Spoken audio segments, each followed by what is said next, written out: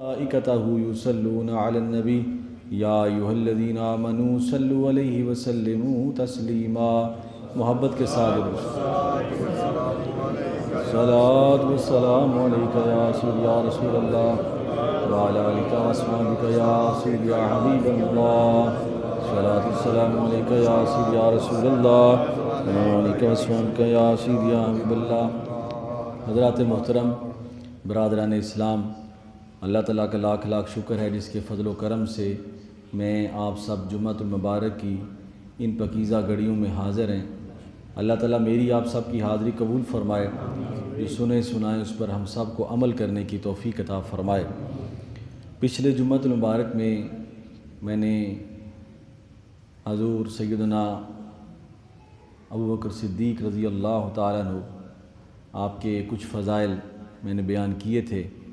آج چونکہ 29 جمادی ثانی ہیں، پھر رجب شریف کا چاند نظر آنے کے بعد اگلا مہینہ رجب شریف کا ہے، تو آج کے جمعہ میں آپ کے کچھ ایسے کارنامے اور کچھ ایسے آپ کے معاملات اور فیصلے جس نے حضور علیہ الصلوۃ والسلام کے اس صحیح اور سچے جانشین اور خلیفہ کو پوری دنیا میں آپ کے ان فیصلوں کو، کارناموں کو پوری دنیا میں اس طرح پیش کیا کہ اس کی مثال نہیں ملتی۔ حضور سیدنا صدیق اکبر رضی اللہ تعالیٰ عنہ آپ کی ذات بابرکات، جو حضور علیہ الصلوۃ والسلام کے پہلے خلیفہ ہیں، اور حضور کے وصال کے بعد ہی جو آپ پر بے شمار ذمہ داریاں ہوئیں، اگر تاریخ پڑھیں تو انسان حیران رہ جاتا ہے کہ کس طرح اس اللہ کے بندے نے اور پربدائے اور تربیت آغوش رسالت نے اس ذمہ داریوں کو نبھایا۔ یہ خلافت کے جو معاملات ہوتے ہیں یہ بڑے کٹھن بھی ہوتے ہیں، مشکل بھی ہوتے ہیں، اور اللہ کے آخری نبی اور آخری رسول کے پہلے خلیفہ کی جو ذمہ داریاں ہیں، آپ اندازہ کریں وہ کتنی مشکل ہوں گی۔ کون کون سے فتنے، کون کون سی آزمائشیں، کون کون سے سوالات، کون کون سے معاملات اٹھے ہوں گے۔ آپ طریق اٹھا کر دیکھیں، سیدنا شیر خدا رضی اللہ تعالیٰ ارشاد فرماتے ہیں کہ خلافت راشدہ کی جو مضبوطی ہے اس کی بنیاد سیدنا صدیق اکبر ہیں۔ اگر آپ اس وقت وہ مضبوط فیصلے نہ کرتے تو ہر شے ہل جاتی۔ حضرت عبداللہ بن مسعود رضی اللہ تعالیٰ ارشاد فرماتے ہیں یہ اللہ کا کرم ہے، یہ اللہ کا ہم پر احسان ہے کہ حضور کے بعد اللہ پاک نے ہمیں سیدنا ابوبکر صدیق خلیفہ کے طور پر عطا فرمائے، ورنہ ہم تباہ و برباد ہو جاتے۔ یعنی یہ معاملات، اور حضور کے وصال کے بعد یوں سمجھیں کہ پوری کائنات میں ایسے جیسے غم کا اندھیرا چھا گیا۔ اور حدیث پاک میں آتا ہے کہ حضرت عثمان غنی رضی اللہ تعالیٰ ارشاد فرماتے ہیں کہ جب حضور کے وصال کی خبر پہنچی اور صحابہ کرام پر اس قدر غم اور اس قدر پریشانی کا عالم تھا، حضرت عثمان فرماتے ہیں کہ میں جا رہا تھا مسجد نبوی شریف کی طرف، تو راستے میں حضرت عمر فاروق رضی اللہ تعالیٰ عنہ، میں راستے میں بیٹھا ہوا تھا تو حضرت عمر فاروق رضی اللہ تعالیٰ عنہ میرے پاس سے گزرے، انہوں نے مجھے سلام کیا تو مجھے جواب دینے کی بھی ہوش نہیں تھی۔ اور حضرت عمر فاروق رضی اللہ تعالیٰ عنہ آپ نے سیدنا صدیق اکبر رضی اللہ تعالیٰ عنہ سے عرض کی کہ میں نے حضرت عثمان غنی سے سلام لیا ہے، انہوں نے سلام کا جواب بھی نہیں دیا۔ تو آپ نے جا کر حضرت عثمان غنی رضی اللہ تعالیٰ سے پوچھا کیا دوست سلام کا جواب کیوں نہیں؟ فرمایا کہ حضور کے وصال کے غم میں اتنا جو ہے وہ محو تھا، مجھے پتہ ہی نہیں چلا کہ میرے پاس سے کون گزر رہا ہے، مجھے سلام کون کر رہا ہے۔ یہ حالات تھے، یہ واقعات تھے۔ اور اس وقت کہ جب حضرت عمر فاروق رضی اللہ تعالیٰ نے تلوار ننگی کر کے اب گلی محلے میں جاتے اور کہتے اگر کوئی یہ کہے کہ اللہ کے نبی دنیا سے چلے گئے ہیں تو میں اس کا سر تن سے جدا کر دوں گا۔ یعنی یہ ظاہر ہے کہ آپ جانے کائنات بلکہ جہانے کائنات، تو جب آپ کی روح اس ظاہری حیات سے جو ہے وہ اس عالم بالا کی طرف، اللہم بالرفیق الاعلیٰ کی طرف روانہ ہوئی تو کیا عالم ہوگا۔ اور حضور کی اہل بیت اطہار، حضور کے صحابہ کرام، ہر کوئی کہ اب کوئی جو ہے وہ اب کیا ہوگا، کیسے معاملات آگے چلیں گے۔ وحی کا سلسلہ بھی بند ہو گیا، نبوت کا سلسلہ بھی بند ہو گیا، رسالت کا سلسلہ بھی بند ہو گیا، اب آگے کیا کرنا ہے۔ اور حضور علیہ الصلوۃ والسلام کہ اس جان نثار صحابی سیدنا صدیق اکبر رضی اللہ تعالیٰ عنہ حالات و واقعات دیکھیں کہ یہ معاملات چل رہے ہیں اور اس قدر پریشانی ہے۔ کوئی صحابی کہتا ہے کہ نبی کو موت نہیں آ سکتی، کوئی کہہ رہا ہے کہ اگر کسی نے کہا کہ آپ چلے گئے میں سر تن سے جدا کر دوں گا، کوئی کہہ رہا ہے کہ اب ہم نے کیا کرنا ہے، کوئی یہ کہہ رہا ہے کہ یا رب العالمین میری آنکھیں تو میرے رسول کے لیے بنی تھیں اور اب اللہ کے رسول نہیں رہے تو مجھے آنکھوں کی ضرورت نہیں۔ اب یہ حالات ہوں تو پھر اللہ تعالیٰ کچھ ایسے بندے چن لیتے ہیں جو امت کی دھاڑس بندھاتے ہیں، اور وہ عالم تو بڑا ہی نازک، وہ زمانہ وہ وقت بڑا ہی نازک، کیا فیصلہ ہے۔ تو سیدنا صدیق اکبر رضی اللہ عنہ حضور کی چارپائی مبارک جب لائی گئی، صحابہ کرام غم میں ڈال ہیں، تو آپ نے ایک مضبوط جملہ ارشاد فرمایا جو صدیق اکبر کا ہی کام ہے۔ دیکھیں غم میں کوئی چارپائی پکڑ لیتا ہے، غم میں کوئی پانی لا دیتا ہے، کوئی کھانا لے آتا ہے، سارے ٹھیک ہیں، لیکن اصل شیر وہ ہوتا ہے جو اس خاندان کی دھاڑس بندھاتا ہے، جو اس معاملات کو کور کرتا ہے، صبر کی تلقین کرتا ہے، حوصلہ دیتا ہے۔ تو فرمایا کہ بعض لوگ جو ہیں حوصلہ دینے والے کو یہ سمجھتے ہیں پتہ نہیں سے غم نہیں، حالانکہ جو حوصلہ دیتا ہے اس وقت صبر کی تلقین کرتا ہے، سب سے زیادہ غم میں وہی شریک ہوتا ہے۔ تو فرمایا کہ اے صحابہ کرام، اے اللہ کے آخری نبی اور آخری رسول کے ماننے والوں، یاد رکھو کل نفس ذائقۃ الموت۔ سب سے پہلا کام سیدنا صدیق اکبر نے پتہ کیا حضور علیہ الصلوۃ والسلام کی چہرہ انور سے چادر مبارک ہٹائی اور پیشانی کو بوسہ دیا۔ بوسہ دینے کے بعد آپ نے فرمایا اس وقت جب سب کی زبانیں چپ تھیں، آپ نے فرمایا کہ اے صحابہ کرام یاد رکھو کل نفس ذائقۃ الموت، ہر ذی روح نے، ہر نبی رسول نے موت کا ذائقہ چکھنا ہے۔ یاد رکھو ہمارے نبی نے موت کا ذائقہ چکھا ہے، ایک دفعہ موت آئی ہے، اس کے بعد کبھی آپ پر موت نہیں آئے گی۔ یہ ایک اللہ کا امر آپ پر پورا ہوا ہے، اللہ کا حکم آپ پر پورا ہوا ہے، اور یہ ہے کہ اب ہم نے کرنا کیا ہے۔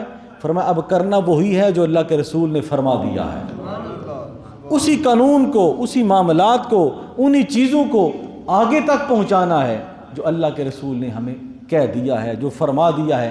قرآن بھی آگے تک پہنچانا ہے، حدیث بھی آگے تک پہنچانی ہے۔ جب حضور سیدنا صدیق اکبر رضی اللہ تعالی نے یہ گفتگو فرمائی نا تو صحابہ کے حوصلے بندھ گئے۔ آپ نے فرمایا اب بات یہ ہے کہ جو اللہ کے نبی نے فرمایا ہے وہ ہم نے اس کو آگے لے کر چلنا ہے، اس کی تبلیغ آگے چلنی ہے، جو دشمن ہیں ان سے مقابلہ کرنا ہے۔ اس کے بعد سیدنا صدیق اکبر رضی اللہ تعالیٰ دھاڑس بند گئی آپ کی۔ ظاہر ہے ایک غلام تھے اور آقا ظاہری طور پر اس جہان فانی سے جا رہے تھے، تو یہ پہلا واز تھا، اور جب آپ کی خلافت پر سارے متفق ہو گئے اور آپ خلیفۃ البلا فصل آپ بن گئے، تو آپ نے جو پہلا خطبہ ارشاد فرمایا، آپ نے ارشاد فرمایا لوگو، اللہ اس کے رسول کی حمد اور ثنا کے بعد اللہ کے حکم سے مجھے یہ ذمہ داری عطا کی گئی ہے، اور یہ ذمہ داری کو معمولی نہیں ہے، یہ بہت اہم ذمہ داری ہے۔ اگر میں اللہ اس کے رسول کے مطابق چلوں تو میری مدد کرنا، اور اگر میں اللہ اس کے رسول کے مطابق نہ چلنا تو میرے ساتھ تعاون نہ کرنا، اور میں اس وقت تک لڑوں گا جب تک غریب کو، کمزور کو اس کا حق نہیں مل جاتا، اور میں اس وقت تک لڑوں گا جب میں طاقتور آدمی سے کسی غریب کا حق لے کر نہیں دیتا۔ اور بھی تفصیل کے ساتھ آپ نے ارشاد فرمایا۔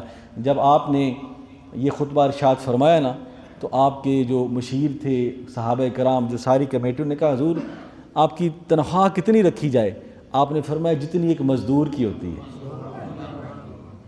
یہ لوگ کہتے تو ہیں ریاست مدینہ کو خالہ جی کا گھر ہے، ایسے ہی سارے کام بھی چلتے جا رہے ہیں، اور ریاست مدینہ ایسے نہیں بنتی۔ ریاست مدینہ اس وقت بنتی ہے جب انسان سیدنا صدیق اکبر کی سیرت کا پیکر ہو۔ 600 کنال کے گھر میں بیٹھ کر ریاست مدینہ تو وجود میں نہیں آتی، 800 گھر کے کنال میں اربوں کی جائیداد بن کے نہیں۔ یہ ویسے ایک الفاظ ہیں، ہاں کوشش کریں، لیکن اس چیز بھی نظر آنی چاہیے، وہ معاملات بھی نظر آنی چاہیے۔ یہ نہ ہو کہ ساری چینی کھا جائیں کہیں کہ ہم ریاست مدینہ بنا رہے ہیں. یہ کیسا ایک قوم کو کہاں لگا دیا گیا.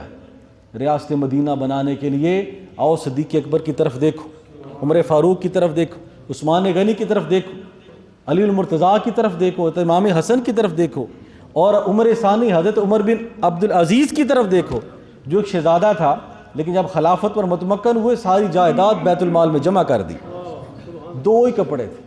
تو سیدنا صدیق اکبر رضی اللہ تعالیٰ عنہ آپ نے فرمایا جتنی ایک مزدور کی, تو فرمایا کہ پھر حضور اگر آپ کی تنخواہ بڑھانی ہو تو آپ نے فرمایا میرے ساتھ مزدور کی تنخواہ بھی بڑھا دو.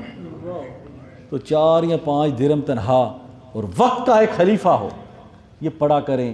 ہمارے جو ہیرو ہیں یہ بڑے ہی بے مثال ہیں. میں ایک جگہ پڑھ رہا تھا کہ جب گاندھی پاکستان اور ہندوستان بن گئے علیحدہ علیحدہ, تو گاندھی نے جو پہلا خطبہ دیا نا, تو اس نے کہا کہ میں تمہارے سامنے میری تحریک میں ہندوؤں میں ایسا کوئی لیڈر نہیں کہ میں اس نازک موقع پر ان کی مثال پیش کروں. میں ان کی مثال پیش نہیں کر سکتا, ہمارے پاس ہے کچھ نہیں ہے. میں تمہیں مسلمانوں کے خلفاء سیدنا ابو بکر کی اور عمر کی مثال پیش کرتا ہوں کہ جو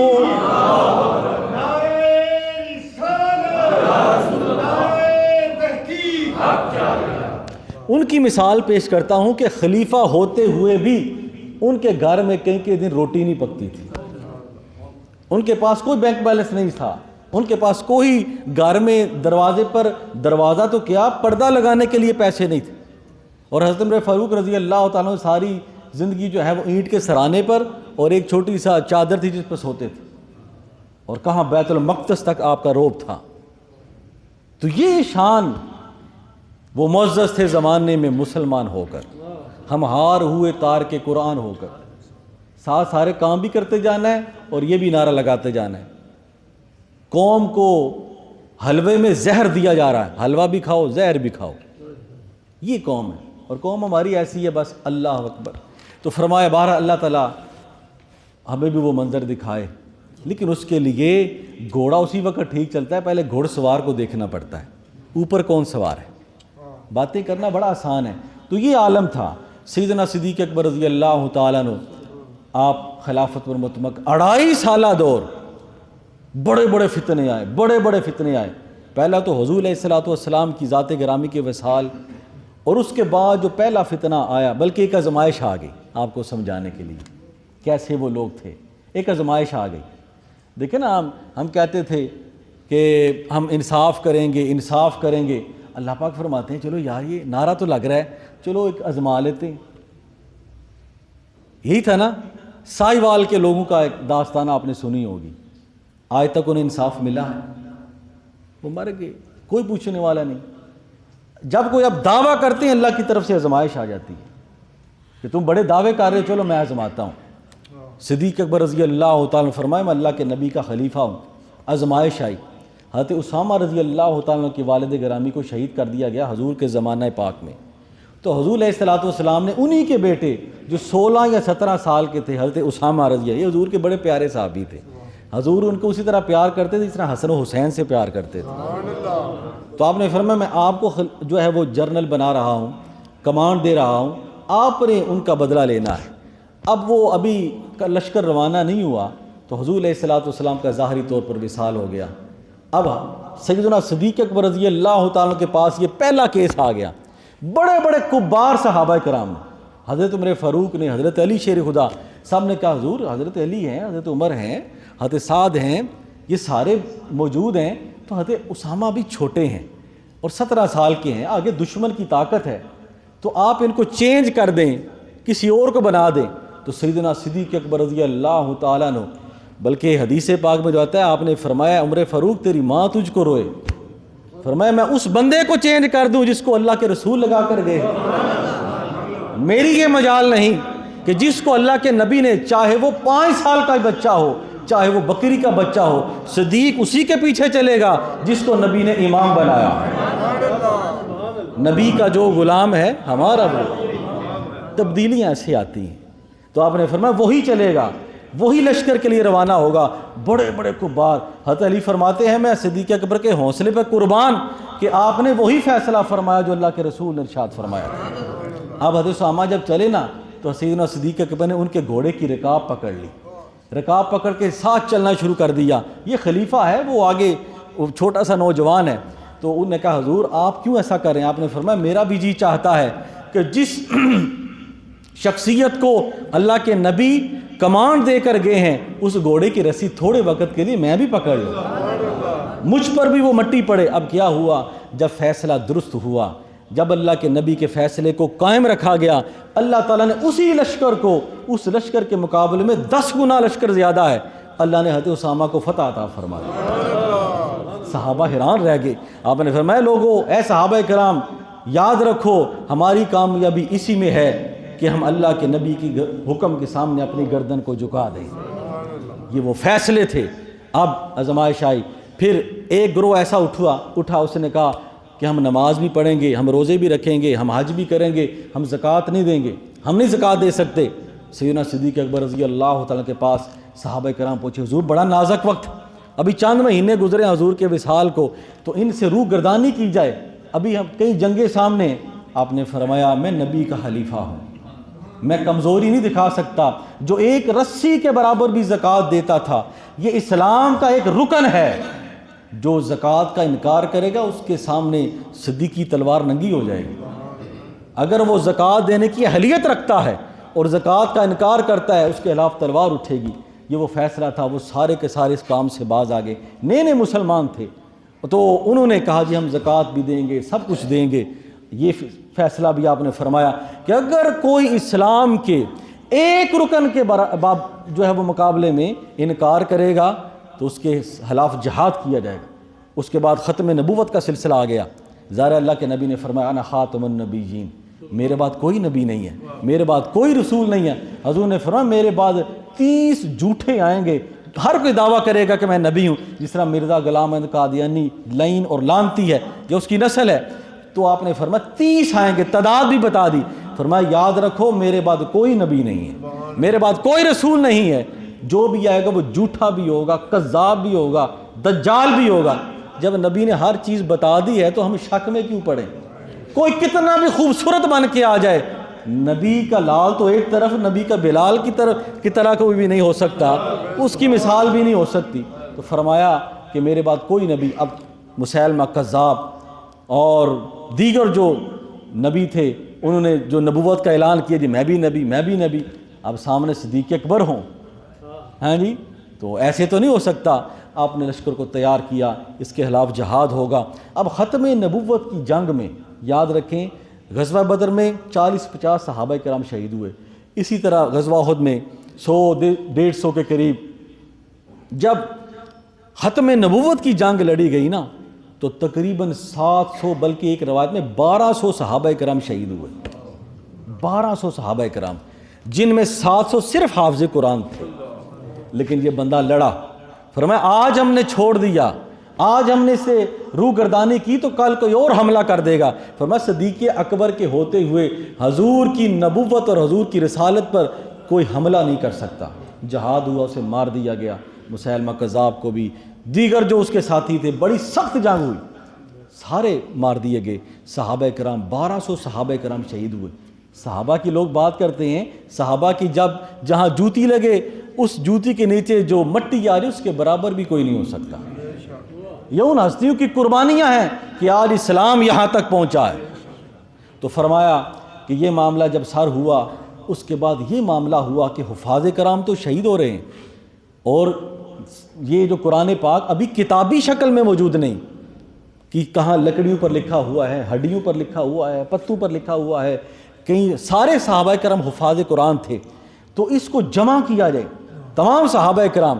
پہلے تو سیدنا صدیق اکبر رضی اللہ تعالیٰ آپ نے فرمایا حضور کے زمانہ اقدس میں یہ جمع نہ ہوا، پھر آپ نے فرمایا کہ یہ وقت گزرنا ہے، اس کو مل کر سارے موجود ہیں، اس کو مل کر ایک کتابی شکل میں لے آتے ہیں۔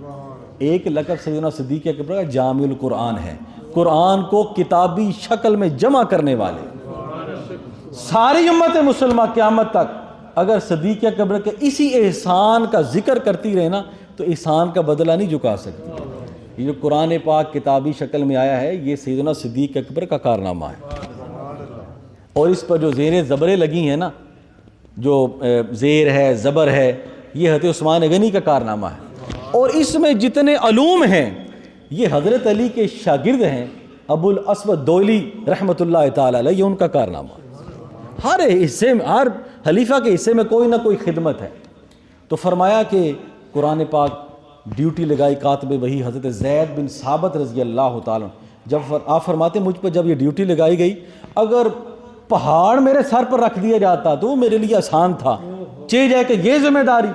بہرحال آپ نے قرآن پاک کو ایک کتابی شکل میں جمع فرما دیا، صحابہ سے پوچھ کے، اور جہاں جہاں جمع تھا، جو صورت جہاں تھی، جو آیت جہاں تھی، یہ کوئی آسان کام ہے؟ سیدنا صدیق اکبر رضی اللہ تعالیٰ عنہ جب آپ کے سامنے یہ قرآن پاک کی کتابی شکل جمع کی گئی، آپ اللہ کی بارگاہ میں سر سجود ہوئے اور اللہ کی بارگاہ میں شکر دیا، یا اللہ وعدہ تو تیرا ہے، نحن نزلنا الذکر وإنا لہ لحافظون، لیکن پورا ہم سے کروا رہا ہے، حضور کے غلاموں سے کروا رہا ہے۔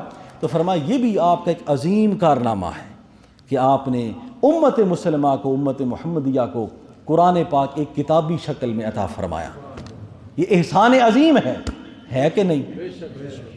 یہ سیدنا صدیق اکبر رضی اللہ 2.5 سالہ دور میں اتنے مار کے بڑے سے بڑا اور چھوٹے سے چھوٹا کوئی ایسا بندہ نہیں، بلکہ خلیفہ بننے کے بعد سیدنا صدیق اکبر رضی اللہ تعالی عنہ خلیفہ بننے سے پہلے جس گھر میں جا کر کسی کا دودھ دویا کرتے تھے نا، خلیفہ بننے کے بعد بھی اس گھر میں جا کر دودھ دویا کرتے تھے۔ ایسے معاشرے میں امن آتے ہیں، ایسے جو ہے وہ قابل تقلید شخصیات بنتی ہیں۔ بلکہ حضرت عمر فاروق رضی اللہ عنہ فرماتے ہیں کہ مدینہ پاک میں ایک عورت تھی، تو میں دیکھتا کہ وہ نبینہ ہے، اس کا کوئی آگے پیچھے بھی نہیں ہے، تو میں دیکھتا کہ اس کا گھر بھی صاف ہے، اس کے کپڑے بھی صاف ہوتے ہیں، تو میں اس کے پاس گیا اور میں نے کہا کہ بڑھیا آپ کی کوئی اولاد بھی نہیں ہے، آپ کے پاس بھی کوئی نہیں ہے، تو کوئی کھانے پینے کا بندوبست؟ اس نے کہا بیٹا رات کو کوئی آتا ہے اور مجھے پانی بھی بھر لاتا ہے، کھانا بھی کھلاتا ہے، کپڑے وغیرہ کا بھی بندوبست کر دیتا ہے، مجھے نہیں پتا وہ کون ہے۔ حضرت عمر فاروق رضی اللہ عنہ ارشاد فرماتے ہیں کہ میں رات کو وہیں ایک اوٹ میں چھپ گیا کہ دیکھوں تو صحیح کہ کون ان کی خدمت کرتا ہے۔ فرمایا کہ انہوں نے ایک شخصیت آئی اور چہرے پہ انہوں نے نقاب رکھا ہوا ہے، نقاب رکھا، پہلے وہ پانی بھرنے کے لیے گئے، اس کے بعد بوڑھی عورت کو دبایا، اس کی خدمت کی، اس کو کھانا کھلایا، اس کی خیر خیریت دریافت کی، اور اس کے بعد دعائیں لیتے ہوئے جب واپس سے نکلے تو حضرت عمر فاروق رضی اللہ عنہ ارشاد فرماتے ہیں کہ میں پیچھے ہو لیا، میں نے کہا اور راتوں کو اللہ کو راضی کرنے والے، تو کون سا نوجوان ہے جو اس بوڑھی عورت کا خیال رکھتا ہے جو ہماری نظروں سے اوجھل ہے؟ حضرت عمر فاروق رضی اللہ عنہ کیونکہ ساری زندگی آپ کے معاملات اسی طرح تھے کہ کوئی ایسی میں نیکی کر جاؤں کہ میں صدیق اکبر سے بڑھ جاؤں، لیکن ساری زندگی یہ کر نہ سکے، کیونکہ جس کو آگے نبی نے کر دیا ہے اس کو پیچھے نہیں کر سکتا، جس کو امام اللہ کے نبی نے بنا دیا ہے اس کو پیچھے نہیں کر سکتا۔ تو فرمایا، آپ نے فرمایا رہنے دو، جو کام اللہ کی رضا کے لیے کر رہا ہوں۔ وہ فرماتے ہیں میں بزید ہوا تو جب انہوں نے چہرے سے نقاب ہٹایا تو وہ سیدنا صدیق اکبر خود تھے، خلافت کے عظیم ذمہ داریوں کے باوجود بھی ایک بڑھیا کا اس طرح خیال رکھتے۔ یہ ہیں ریاست مدینہ بنانے والوں کے کارنامے، ان کی شخصیات۔ تو فرمایا کہ جب حضرت سیدنا صدیق اکبر رضی اللہ عنہ کا وصال ہو گیا نا، تو حضرت عمر فاروق فرماتے ہیں چلو ایک میرے پاس ایک نیکی ایسی ہے، میں بڑھیا کی خدمت صدیق اکبر سے بڑھ کر کروں گا، زیادہ خدمت کروں گا۔ تو گئے، سیدنا صدیق اکبر کا وصال ہو چکا ہے، تو عمر فاروق خلیفہ بن گئے، یہ بھی بے مثال ہے۔ تو فرماتے ہیں کہ میں ان کے گھر گیا، پانی بھرا اور بوڑھی عورت کی خدمت کی، خیال خیرات، اور جب کھانا کھلانے لگا تو میں نے لقمہ توڑ کر ان کے منہ میں رکھا تو بوڑھی عورت کی چیخ نکل گئی۔ اس نے کہا ابو بکر کہاں ہے؟ اس نے کہا بوڑھیا لگتا ہے کہ آپ کو نظر آتا ہے۔ انہوں نے کہا مجھے نظر نہیں آتا، لیکن یہ ہاتھ ابو بکر کے ہاتھ نہیں ہے۔ حضرت عمر فاروق فرماتے ہیں آپ کو کیسے پتہ چلا؟ فرمایا وہ تو اتنا رحیم اور کریم تھے کہ کھانا کھلانے سے پہلے میرے منہ میں تو دانت ہی نہیں ہے، سب سے پہلے وہ اپنے منہ میں چباتے تھے، کھانے کو نرم کرتے تھے، نرم کر کے پھر میرے منہ میں ڈالتے تھے، لگتا ہے کہ ابو بکر دنیا سے چلے گئے ہیں۔ حضرت عمر فاروق رضی اللہ تعالیٰ کی چیخ نکل گئی، انہوں نے کہا کہ واقعی سید حضور نے صحیح فرمایا تھا کہ عمر کی ساری زندگی ایک طرف، عمر کی ساری حیات ایک طرف، ابو بکر کی ایک رات ایک طرف۔ اور سیدنا بلال سے کسی نے پوچھا تھا کہ آپ اور سیدنا صدیق اکبر میں کیا مقام کا فرق ہے، تو آپ نے فرمایا ان بلالا حسنۃ من حسنات ابی بکر، کہ بلال ابو بکر کی نیکیوں میں سے ایک نیکی کا نام ہے۔ تو میرے دوستو، یہ آپ کے کارنامے ہیں، یہ آپ کے فضائل، کہ کس طرح آپ نے کٹھن دور میں اس طرح خدمات اسلامیہ سر انجام دی کہ آج بھی گنبد خضرا کا سایہ انہیں سلام پیش کر رہا ہے، آج بھی ان کو جو ہے وہ ساری کائنات خراج تحسین پیش کرتی ہے۔ اللہ تعالیٰ ہمیں اپنے اسلاف کرام کے نقش قدم پر چلنے کی توفیق عطا فرمائے، حضور کے صحابہ کرام، حضور کی اہل بیت اطہار، ان کی محبت الفت عطا فرمائے۔ وما علینا الا البلاغ، وآخر دعوانا ان الحمد للہ رب العالمین۔